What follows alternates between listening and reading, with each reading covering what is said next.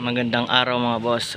Ituturo ko po sa inyo kung paano ang timing ng 1GD Toyota Innova 2016 model to mga bossing. Ayan, tuturo ko yung timing ng camshaft. Ayan, makita nyo mga bossing, naka-up siya. Ayan, hindi naman po maliligaw dahil mayroong timing mark yung kanyang timing chain. Saka yung cam lobe nya, ayan, makita yung cam lobe nya, magkasalubong sila.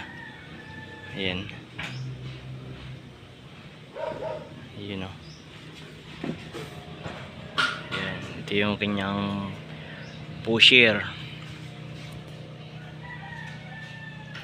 tensioner nya kung tawagin mga bossing. Ayan, ito naman sa pressure pump nya.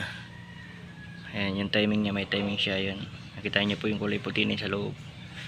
Saka ito, ayan, yung sa main naman nya, meron po siya ditong, ayan, tatanggalin ko mo itong gear nito.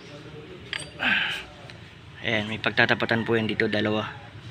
Ayan, yung dalawang pink na yan, dito sa dalawa na rin na dalawang tuldok na yan, diyan po siya nakatapat.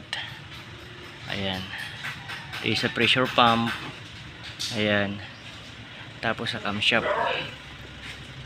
Ayan, so ito yung kanyang tensioner. Ito yung pinaka tensioner nya, pusher. Ayan, naka pusher nya, tensioner guide lang po yung mga ano na yan.